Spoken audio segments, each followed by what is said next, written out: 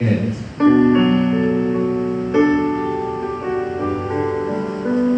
Our excitement is not to do our thing, but our excitement is to meet the presence of God today.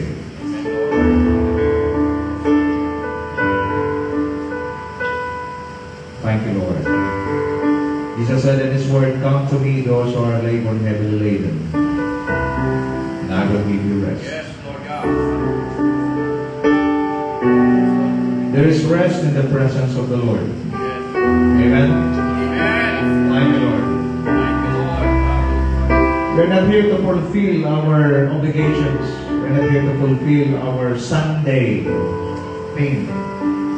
But we are here to worship the King. To honor our Creator, the one who gave us life. Yes, Lord. Hallelujah. In your own special way, just worship the Lord. Give Him your best worship, Hallelujah. your best praise.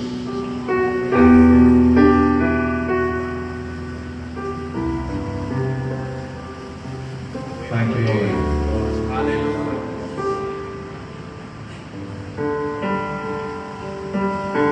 And I'll sing praises to your name. Oh Lord, praises to your name. Oh Lord, for your name is great and greatly to be praised. Can you join us? I'll sing praises to your name. Oh Lord, praises to your name. Oh Lord, for your name is great and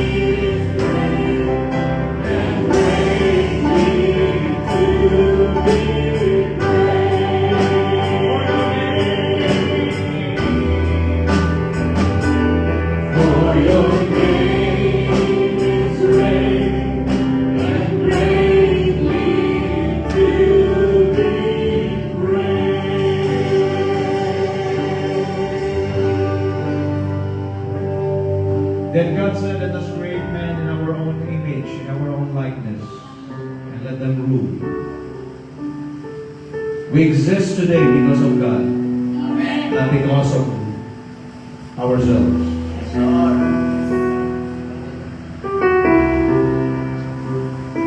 Can we lift those holy hands before Him?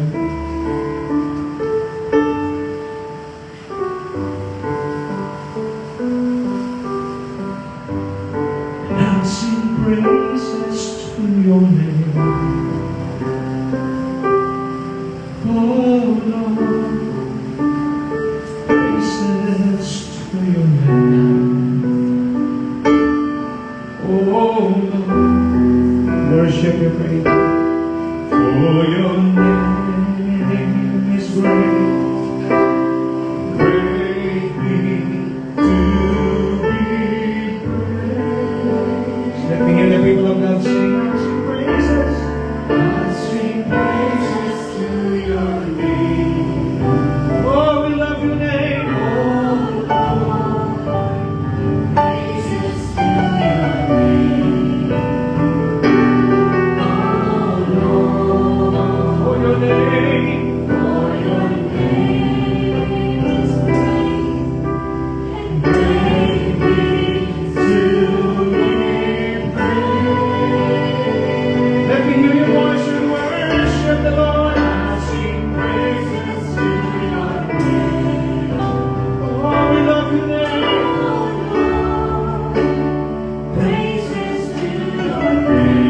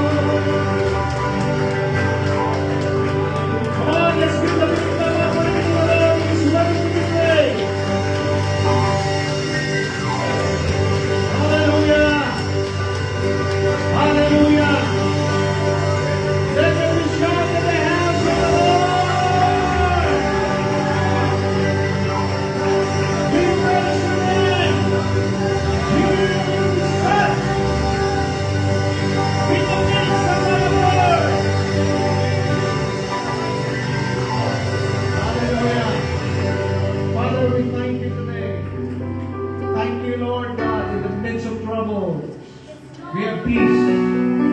Peace that is beyond human understanding.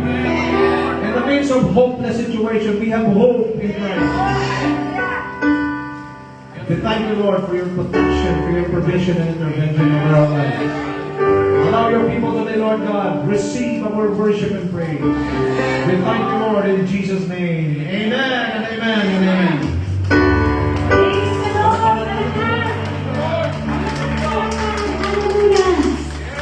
The name above all names, Jesus Christ.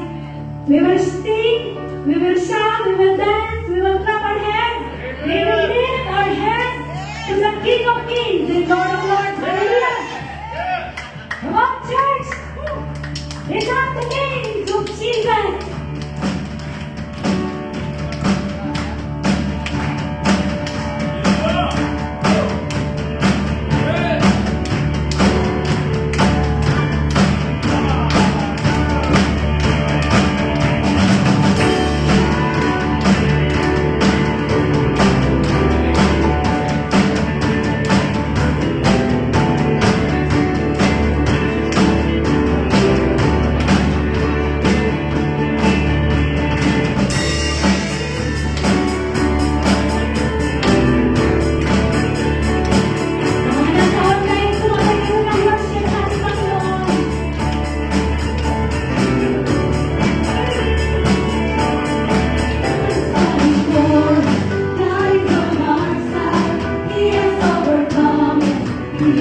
overcome. We will not be shaken. We will not be moved. Jesus, you are here.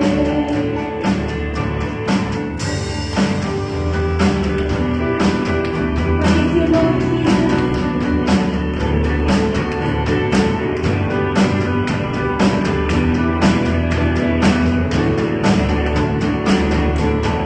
God is fighting for us.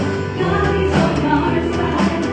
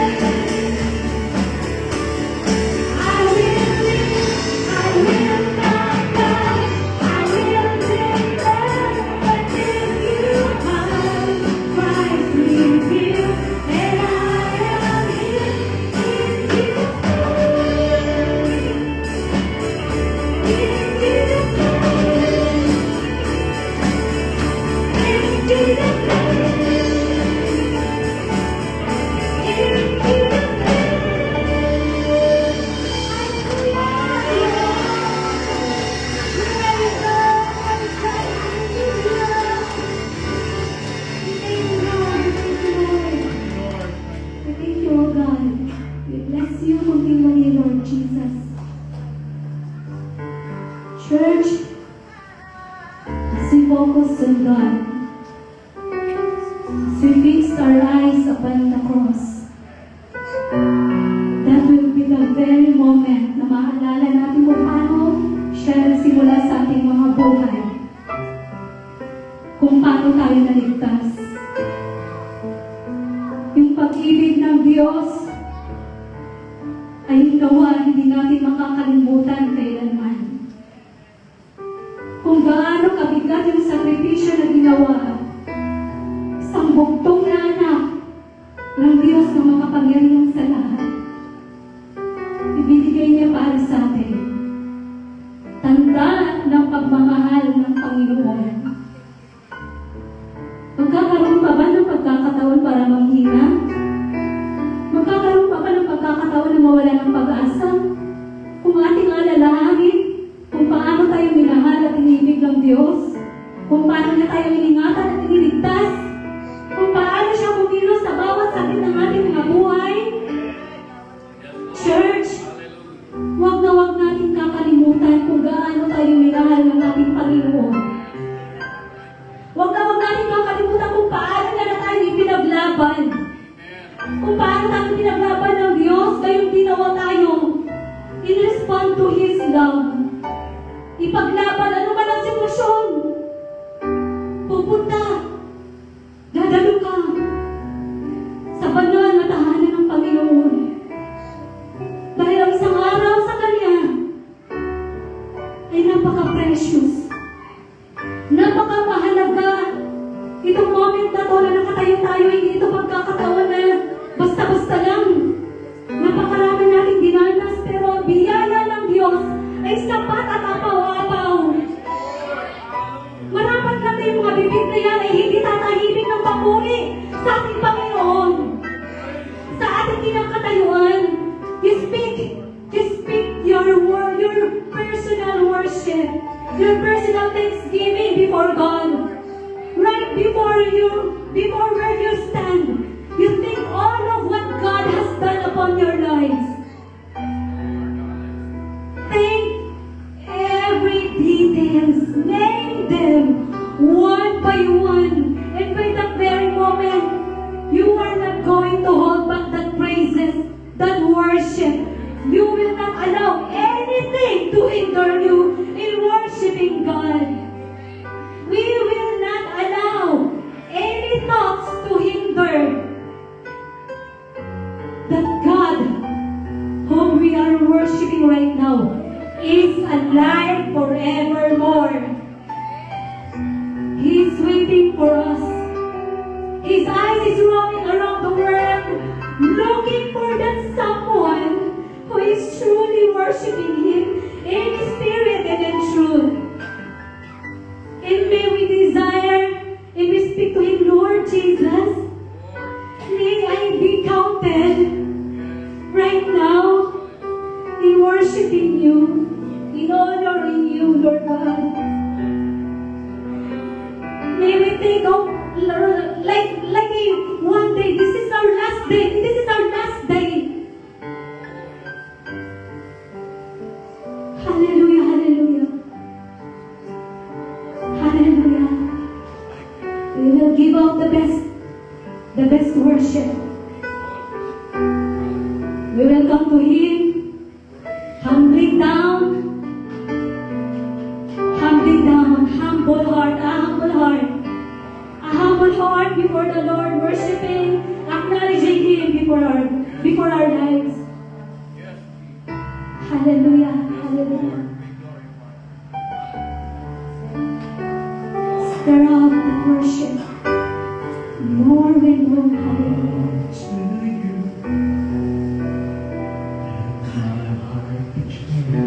Sing it out from your heart and your spirit.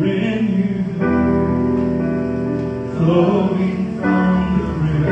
Live it, church, every lyrics mean. Hallelujah.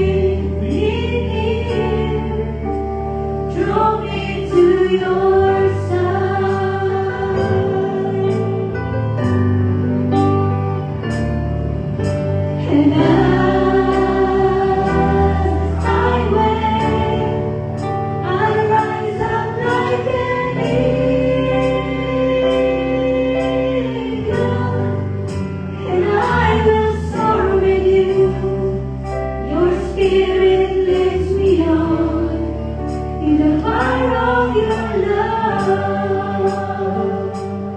Let this be our prayer, Lord, unveil us. Lord, unveil my eyes.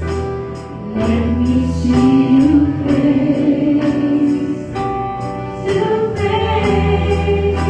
The knowledge of your love is living in me.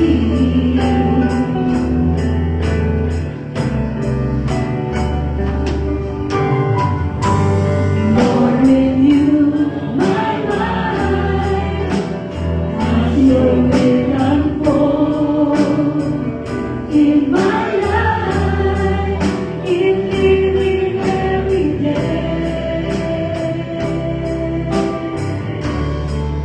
By the power of your love, bless the Lord.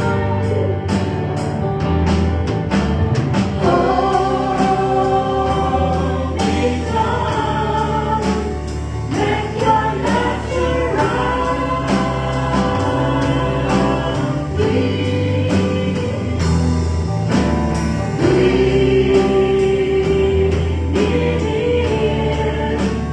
Draw me to your side,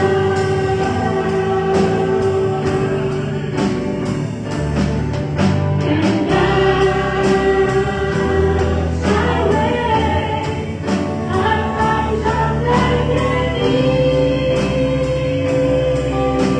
eagle, and I will follow you. Your Spirit leads me on in the fire of your love. Oh, Lord,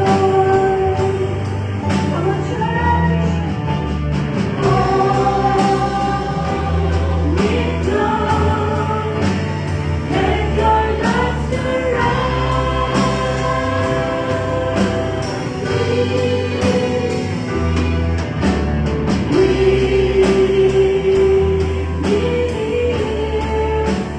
draw me to your side, and every wake up and I see how it's going.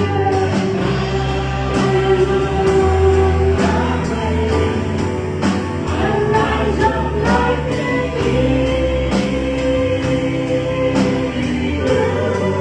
and I will follow you. Your Spirit leads me on in the fire of your love. You're the best of church. Hallelujah. Hold me close, let your love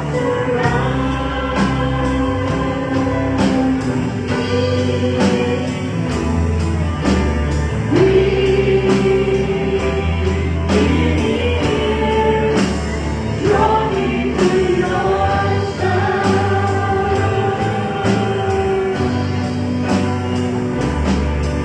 and I wait, I rise up like an eagle, and I will follow you. Your Spirit leads me on in the power of your love, and I will soar with you.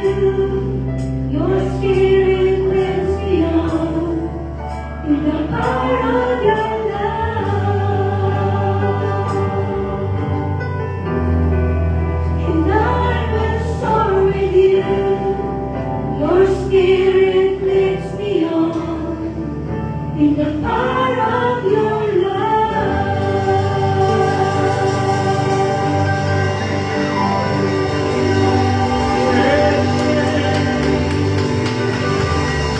We live in the power of your love, O Lord.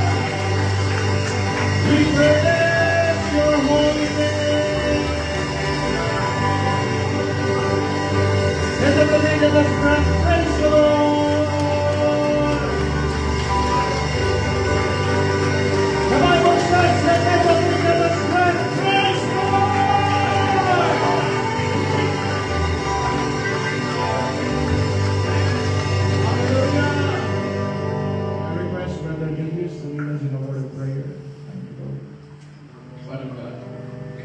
thank you, Lord. Lord God, with a grateful heart, Father, we come to you today, Lord. Lord, we acknowledge, Father, your great love and your great mercy, your great forgiveness. Hallelujah.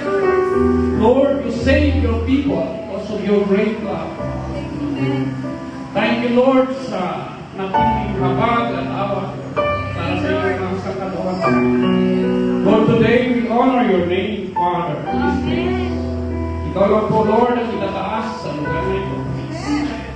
Panginoon, ang aming lubos na pagtitiwala at pag-asa ay isa sa iyo lang. Lord, we thank you that you have a great plans and purpose for your people. Lord, that your word today will bring healing, will bring life, Lord God, will bring supplies and provisions, Father, for every need, Lord God, that is in this place today. Lord, we declare, Father, your victory, Father, the victory of your word in the lives of your people today, Father. Lord, we give you back the glory, the honor, the praises. You lift it up, Lord God, be lifted up. And you will draw all men unto you, Father. Lord, you have made us more than a conqueror. We are an overcomer, Father. Because we lift up the name of Jesus, the name that is above all names. Oh, hallelujah. Thank you, Father, for this day. This is the day that you have made. We will be glad and be rejoicing in this day. For we have been made victorious. We have been made an overcomer. We are fully provided for today, Father. Thank you, Jesus. Thank you, Holy Spirit. Rule and reign on our lives today and every day, Father. Holy Spirit, have your way in this place today. Lord, we thank you, Father God, in Jesus' mighty name. Amen.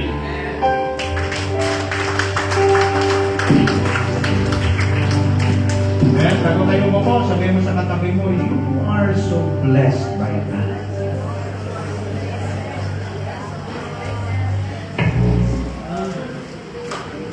Praise God. Thank you, worship team. Hallelujah. Praise the Lord. Thank you, Lord, for your unconditional love. The power of your love. Brings salvation to us. Praise God. Salamat sa umaga ito at let's open our heart and mind and sabi sa kinanta natin, Lord, unveil my eyes to see the truth. Yung word na marinig natin is truth. Kaya, let's focus. Okay, again, at lagi ko sinasabi, focus and stay connected sa word, sa presence ng Panginoon. At sa umaga ito, tatawagin ko pumuli si Pastor Wilson.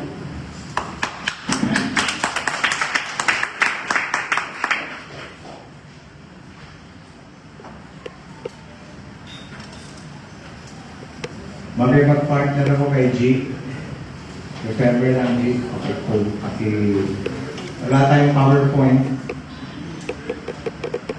Mayroon tayong mga verses na ipapalabas. The title of our message today is Kept in His Presence. Alam natin lahat na ang mundo ngayon ay hindi na safe. Alam niyo ba na may kasalukuyang giyera na nagaganap sa Middle East? Dito sa Pilipinas, ang problema natin, flood control. Okay lang yung flood, at least bangka lang ang katapat. Sa Middle East, missiles. Mass destruction, weapon of mass destruction. Marami nag-message sa akin at sabi, Pastor, let's pray. I said, yes, we will pray. But you know what? It has been prophesied in the Word of God that these things were going to happen whether we like it or not. Amen. So what must we do as people of God? There is only one place that a person, a believer of Christ, will be saved, and that is in the presence of God. Hallelujah. The world is in constant challenge every day. So as its people who live in it. Hindi tayo exempted. When these things happen in the world, even believers are also affected. There are wars, rumors of wars, corruption, injustice. These are some of the many. The prophecy of the Lord Jesus Christ before He will return, He said in His Word, it will be likened in the days of Noah. Today, we will explore what happened in the days of Noah. Why is it that the judgment of God was poured out to the people?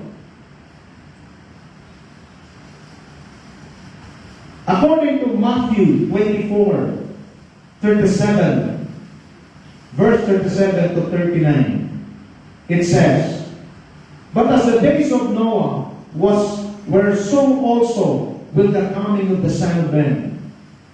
For as in the days before the flood, they were eating and drinking, marrying and giving in marriage, until the day that Noah entered the ark. And they did not know until the flood came and took them all away. So also will be the coming of the Son of God." What does it mean?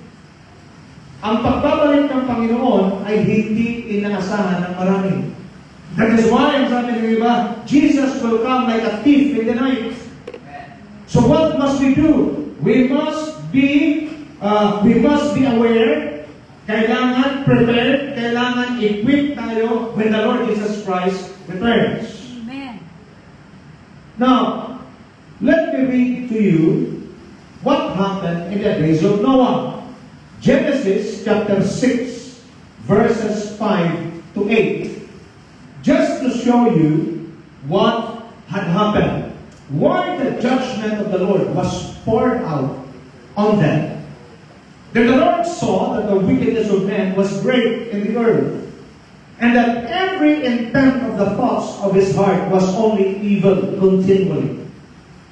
Wala nang naman ang isip ng mga tao, kundi puro kasamaan. Next verse.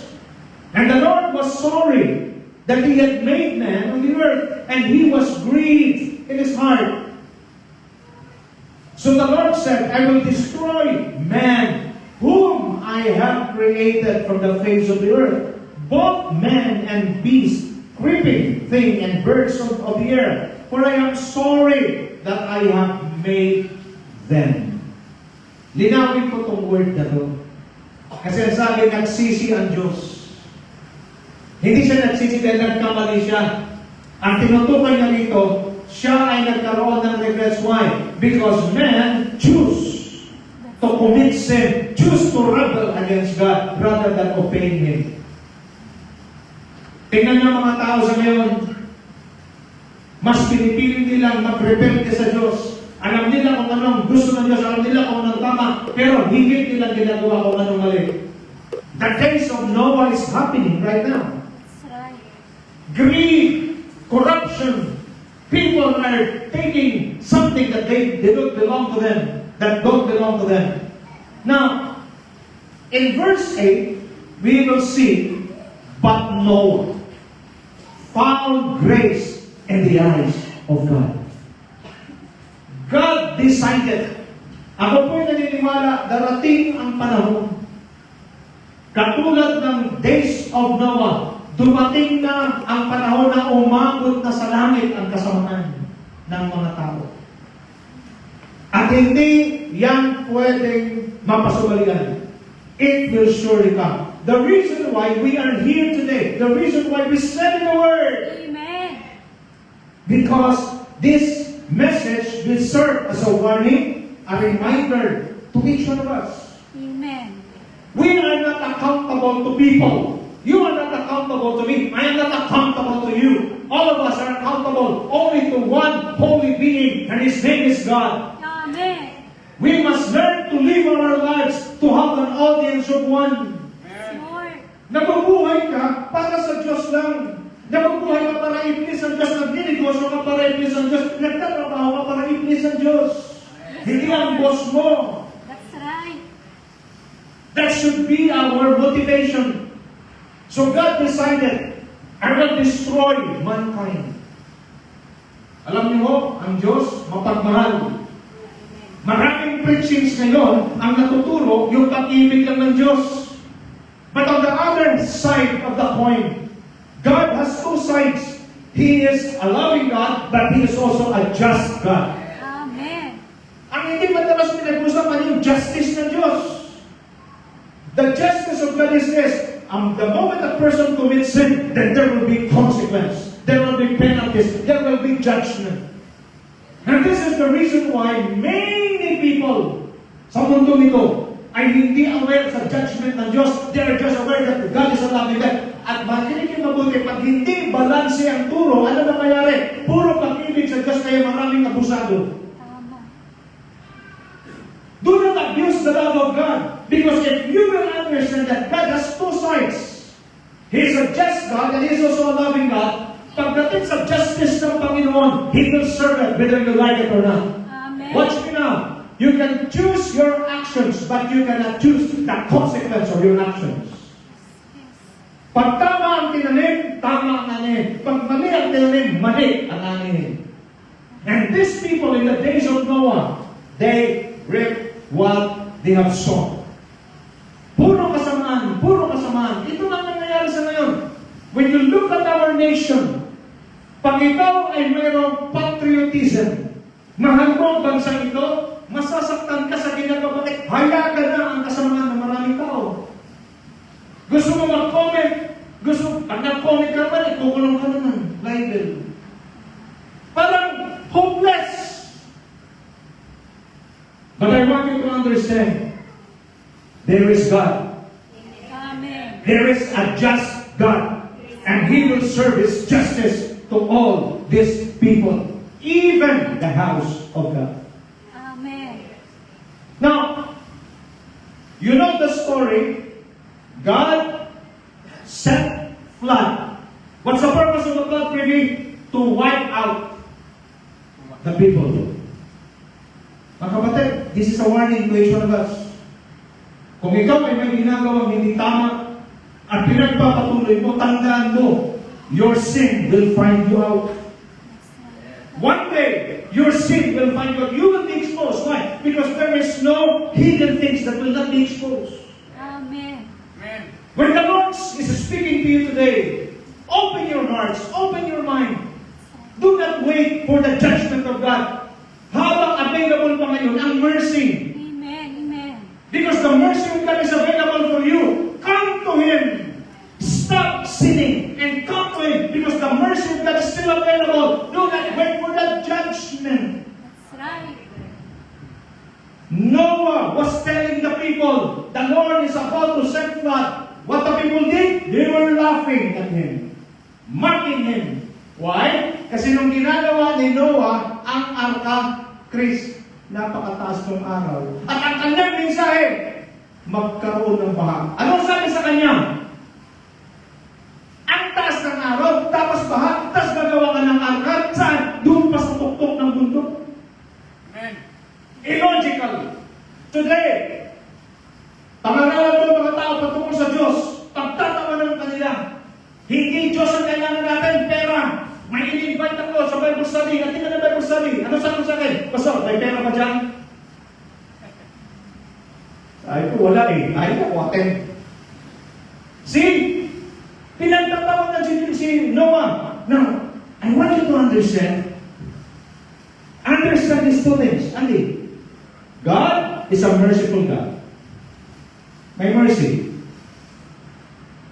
Pero mayroon ding judgment. That's right. At hindi kailanman palalagpasin ng Diyos ang lahat ng ating pagkakamali. Correct. That is why today, if you sense in your life that you are not breaking through, if you sense in your life that you are having a difficult time, if you sense in your life that you are not having peace, God is calling you to return to Him. Amen. This nation must return to God. Yes, Lord. Before the judgment will be served by God. That is why we are the people of God. We should be the ones spreading the good news to the people that there is hope for this nation. To make the long story short, hindi sila nagbago. Hindi sila siya nagbago. Tinuloy pa rin nila. They continue living in wickedness. Then the judgment was poured out to them. There was a 40 days non-stop rain be poured out to the people. And watch now, because Noah found grace, found favor in the eyes of God. Anak ko yung NIV. Okay, Noah found favor in the eyes of God. In this crucial moment, huwag mong isecure ang pera, huwag mong isecure ang influensya, isecure mo ang pabor ng Diyos. You secure God's favor. Because this time, money can no longer save you. Your influence, yung mga tao na inaasahan mo, hindi ka rin nila maliligtas. Diyos lamang ang makapagliligtas sa atin. He found favor. What happened? Listen carefully. God responds to Noah's righteousness. If we live a righteous life, ito nakapagtataka, Brother Julius. Lahat ng tao sa time ni Noah, masama na. But Noah was able to keep himself blameless and righteous before God. So never think that everybody's doing it. I have no choice, Lord, because everybody's doing it. I need to do it also. No. Pakisabi sa katabi mo, learn to go against the flow. We must go against the flow. Ang buhay na isda, they go against the flow. Ang patay na isda, they go with the flow. Pakitanong yung katabi mo, are you dead or alive? Everybody's doing it, so I need to do that. No! Si Noah was able to preserve himself.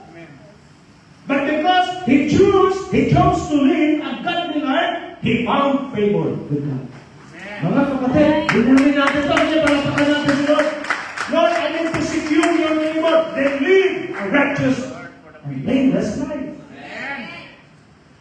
What happened? Brother Venus, ang hirap siguro nun, Lahat sa palibot mo, puro masama. Tapos ikaw, kinikit mo. Friends, na picture ko Nilalapitan si Noah. Ano Noah? Hindi ka pa rin. Tingnan mo kami. Happy kami. Bakit ikaw? Walang kagala-gala yung buhay mo. Boring yan. But Noah chose to please God.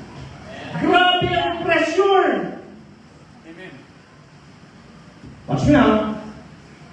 Sa gitna ng pressure, God spoke to Noah. Hallelujah.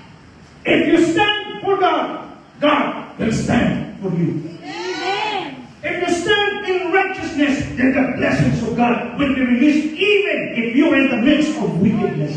Lord.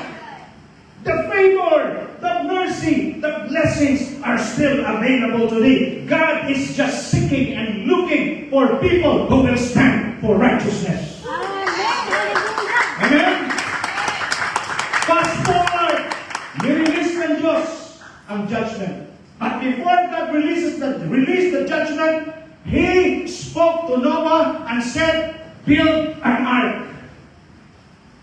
Mga kapatid, bago ng Diyos ibaba ang judgment, isi-safety niya muna ang mga righteous. Hallelujah. Wow! Watch me now. When the flood came, Noah was already able to build. He built the ark and his family. Ito maganda Hindi lang si Noah na safe, pati family niya. Hallelujah. Alam niyo ba? Tingnan niyo Magalit kayo. On those days, only Noah was the righteous person. That's right. No one else. So, ibig sabihin, pati pamilya niya, supply. Pati pamilya niya, masama. But because of Noah's righteousness, even his families were saved. Believe in the Lord Jesus Christ and you will be saved and your household. Grabe ito. Now, watch now. What happened? When the flood came. Grabe ito.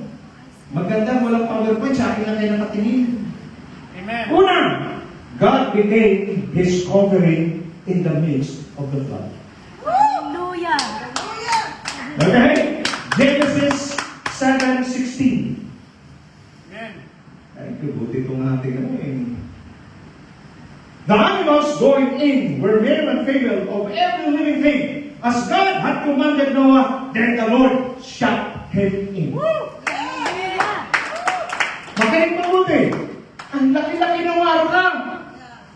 Hindi ni Noah at saka ng mga anak ng Maisara. Ang sabi ng Lord, Noah and your family, pati yung mga animals, pasok. The Lord was the one who shut them in. Lift up your hands in the name of Jesus. The Lord will cover you. Everything you do, even your family, even if they are in the Middle East, wherever they are, the Lord will shut them and the Lord will cover them. In the name of Jesus, and you believe, shout, hallelujah! Because you live in that, even your father, even your daddy, he will be provided by God. Why? Because the Lord is our covering. I cannot imagine paano nasara yung art. Ang laki-laki noon. But it was God who shut them in. He is our covering in the midst of this chaos, in the midst of this world that full of chaos. God is our covering. Hallelujah. Now, this is the most exciting one. In verse number 2, God was his leader. God was his guide. Don't you know that the ark has no steering wheel? Yes. Walang manobela yung ark, Brother Max. Pinagawa ng Diyos, walang steering wheel. All ship, tanong mo kay dati mo, lahat ng ship mayroong manobela. Pero ang ark, walang manobela. Why? Because God wants Noah to understand that it is He who wants, it is He, the one who holds the wheel. Hindi ikaw ang magmamaneho, Noah. Ako ang magmamaneho. Bakit? Matinding pagsubok itong daraanan mo. Ako ang magmamaneho. The ark was created not to navigate. The ark was created just to float. Praise God. We were created by God not to be stressed, but we were created by God to enjoy. That is why the first 5 days of creation, it was all the provision that man needed. On the 6th day, God created man, and when man came out, all that he needs will already provided. Walang steering wheel. God is telling Noah, just came in and let me drive you to your success. Marami nagsasabi, biyahing langit. Pag nagdroga, biyahing langit. Biyahing impyerno yan. Ang tunay na biyahing langit, kung si Kristo ang tsumer ng buhay mo. That is why when I know this, Lord, I exist not to navigate life. I exist just to stay in your presence. If I am kept in your presence, I will reach my God-given destiny. Palakpak para kay Lord. No steering wheel. Praise God. Hindi ka naman na Lord nilikha. Hindi naman na Lord nilagay kay Nanay Crescencia. Pasensya, ito yung magiging, ito yung buhay ni Arlene na magpunta siya sa stage. Walang ganun. Oh, sabi ko, Lord, grabe. Kung ikaw si Noah, Michael, ano sabihin mo? Paano patakbuhin ko, Lord? Wala, ano yun? Biruin mo, may sasakyan ka, walang manibela. Paano? Kasi na, magpapatiano. Pero this time naiintindihan mo, habang nagpapatianod ka sa buhay, alam mo kung sino ang may hawak at sino ang nagagabay sa iyo. The Lord is my shepherd, I shall not want. Can we declare it? The Lord is my shepherd, I shall not want. I will never be afraid, even though I walk in the valley of the shadow of death. I will fear no evil, for you are with me. Surely goodness, pag nagpatianod ka sa gabay ng Panginoon, surely goodness and mercy will follow you all the days of your life. Lord, I exist not to navigate my life, not to live my life, but to be led by you. Lord, hindi ko na ipipilit yung gusto ko. Tingin sa akin. Marami sa inyo nag-struggle kasi pilit-pilit mo ang gusto mo. Pinipilit mong ayusin ang problema mo. Pinipilit mong imaneho. Ang hirap kayang imaneho ng isang sasakyan na walang manobela. Tama. Your life is just like the ark. You have no steering wheel. That is why many people are struggling. Many people are stressed. Because mahirap talaga imaneho ang buhay nang walang direksyon. But God said, for I know the plans I have for you. Hallelujah. Plans to prosper you. Jesus natin Jeremiah 29 verse 11. In NIV. Praise the Lord. Amen. Hallelujah. For I know the plans I have for you. God said. The one who drives, the one who holds the wheel. For I know the plans I have for you, declares the Lord. Plans to prosper you. If you allow God to take the wheel of your life, siya ang magmamaneho, prosperity ang destination mo. Not to harm you. Why many people are being harmed? Why? Because they want to drive their lives.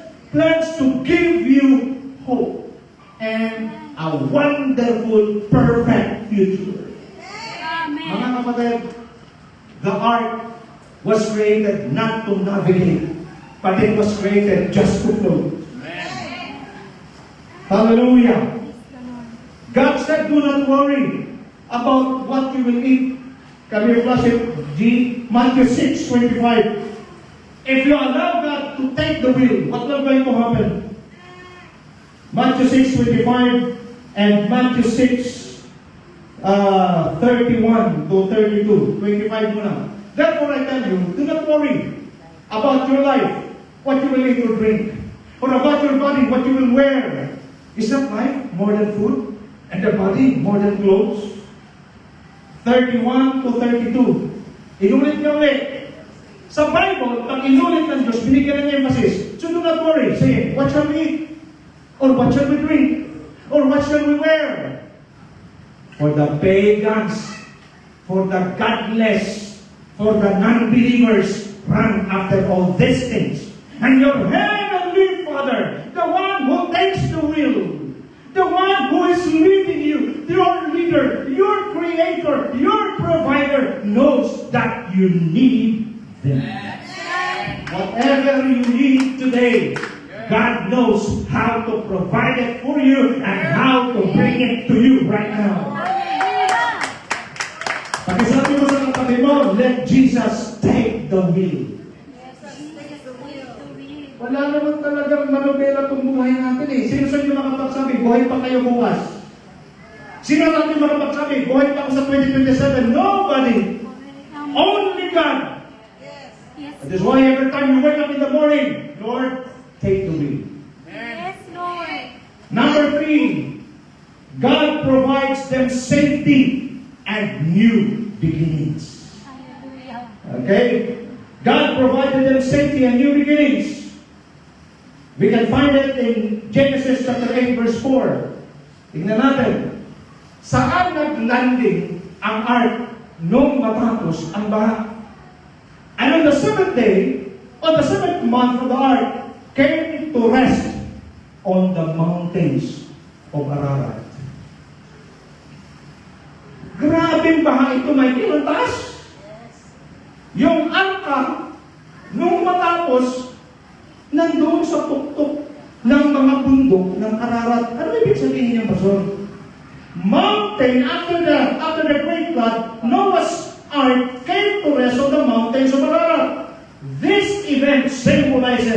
a new beginning for humanity and the earth. Hallelujah. After these troubles, after this chaos, after this injustice, whatever you call it, corruption, the people of God has a glorious hope that God is a God of good beginnings. He is a God of the right starting points. He is a God who will renew everything. I declare in the name of Jesus that everything in your life will be renewed, and one day you will see the favor of God, because 2026 is the year of God's favor and power for AFCCI. If you believe, clap your hands and shout, praise the Lord!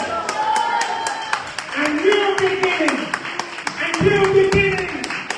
Everything like this, a new beginning, every day, a new season, every day, a new opportunity, every day. The steadfast love of the Lord never ceases. The steadfast love of the Lord never ceases. They are new. I said they are new every. Great is thy faithfulness.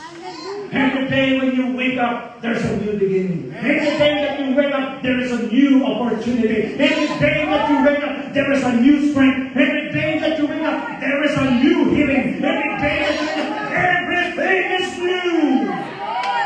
Ang tunay na Kristiyano, hindi boring ang buhay. Ang sabi ko, tunay na Kristiyano, hindi boring ang buhay. Ang tunay na Kristiyano, masaya ang buhay. They are new every morning. Hallelujah. New sales tomorrow. New sales another tomorrow. New opportunities. What's na?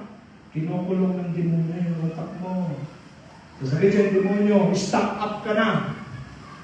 Tingin, ipopulkar ko, ang stock up, demonyo lang.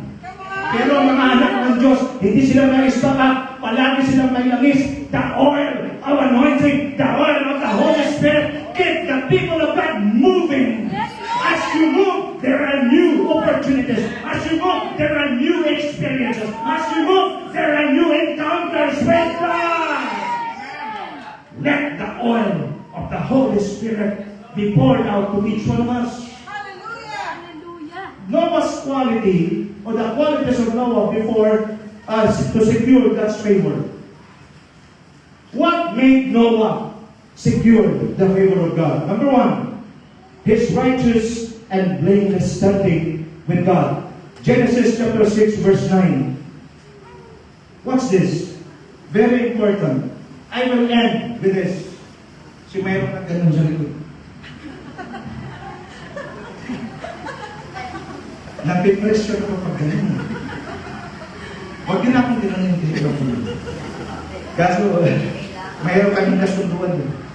Mahirap mga sa kasunduan. Ito na! This is the account of Noah and his family.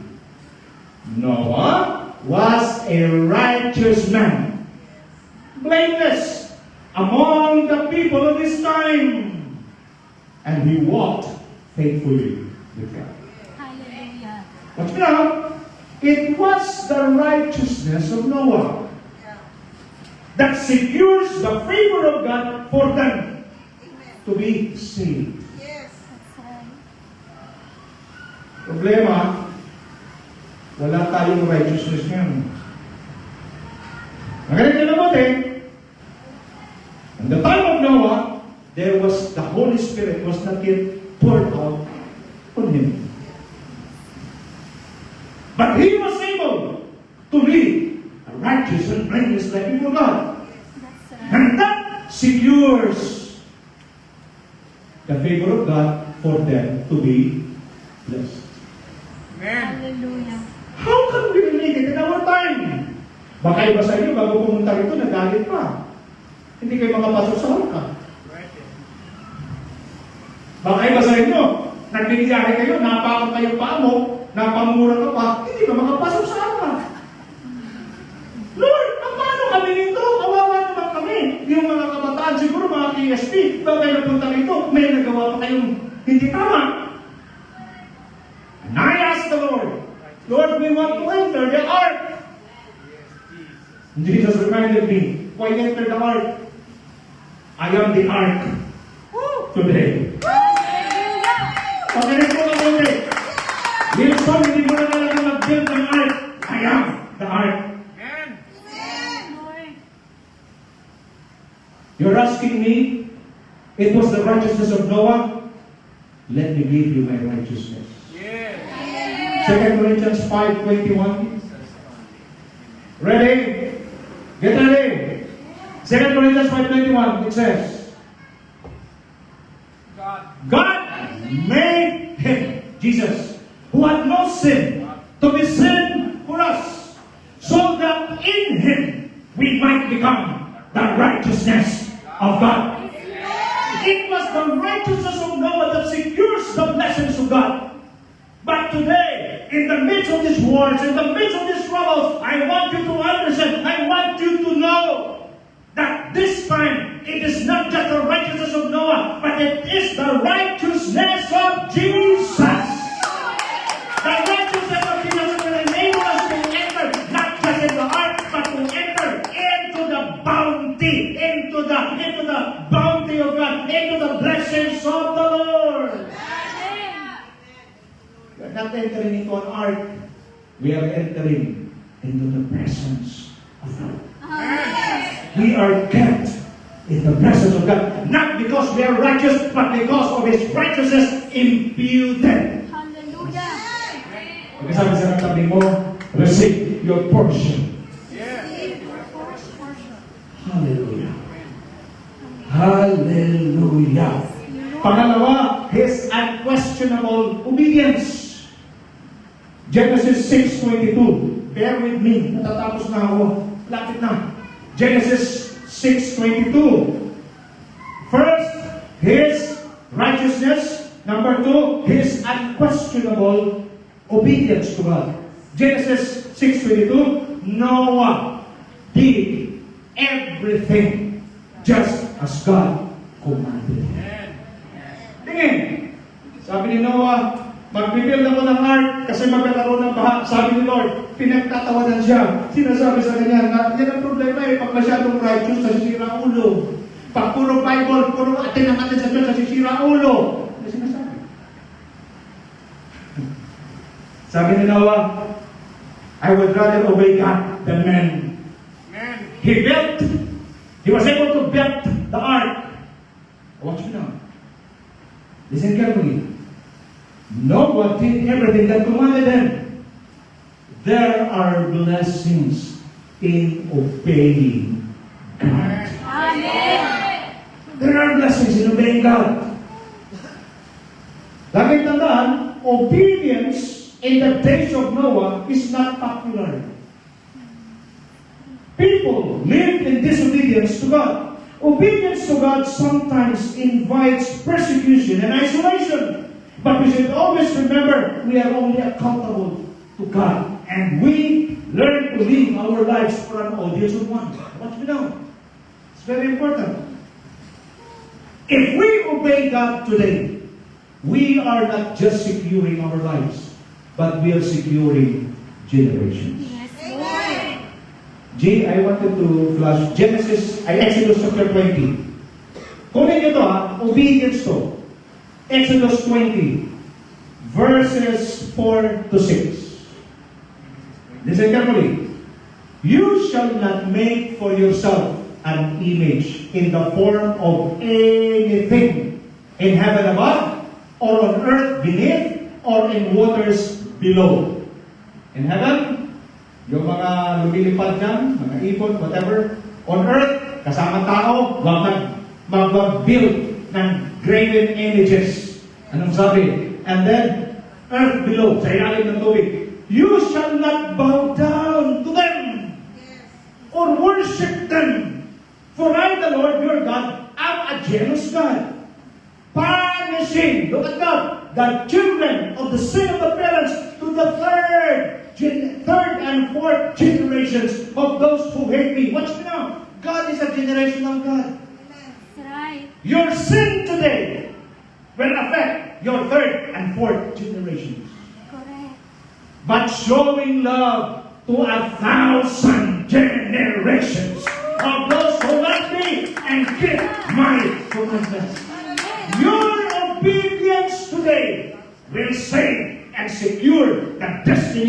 of your 1,000 generation. Amen? So obedience is very important. Very, very important. Noah did everything God commanded him. And lastly, God started a new generation in the lineage of Noah. Tingnan natin. Genesis chapter 9, 1 to 3. Last verse. Then God blessed Noah and his sons, saying to them, be fruitful and increase in number and fill the earth. The fear and greed of you will fall on all beasts of the earth, and of all the birds in the sky, and every creature that moves along the ground, and of all the fish in the sea, they are given into your hands. Lahat ng lahi ni Adan na wipe out. And God started the new generation in the lineage of Noah.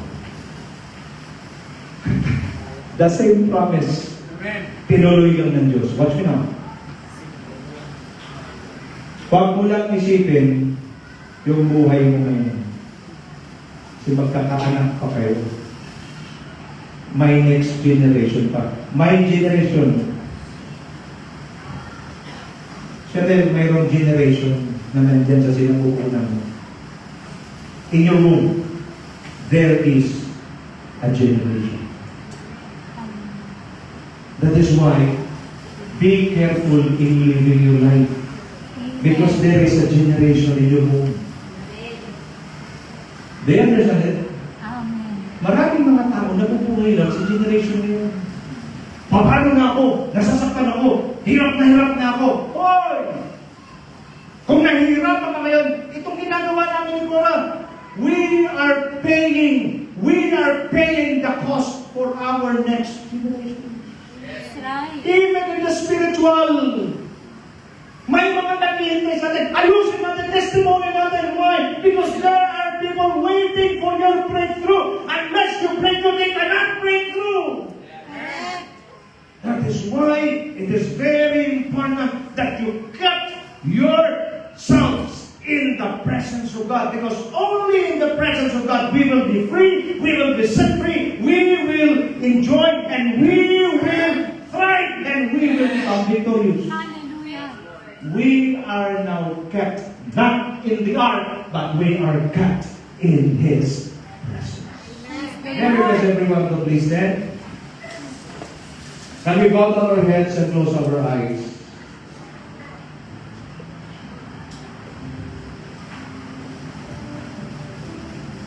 As we meditate the Word,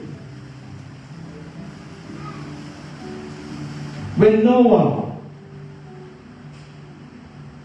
on his time, lived in righteousness, God spoke to him. Brother Julius, naalala ko, sabi ng Bible, Psalm 37, when we live a righteous life, sabi ni David, once I was young, now I'm old, but I have never seen the righteous forsaken, nor his children begging bread. The righteousness that we have is not our righteousness, it's the righteousness of Christ. That is why the revelation of God personally to me, hindi ka na naghihirap ang mga tunay na tinubos ni Kristo at naunawa na sila'y pinawalang sala, ginawang katuwid ng Panginoon. They will never be forsaken, and their sons, their children will never beg for bread. Because God will going to provide it. You know what? It took them almost 5 months inside the ark. Who fed them? Who protected them? Who gave them the strength? God.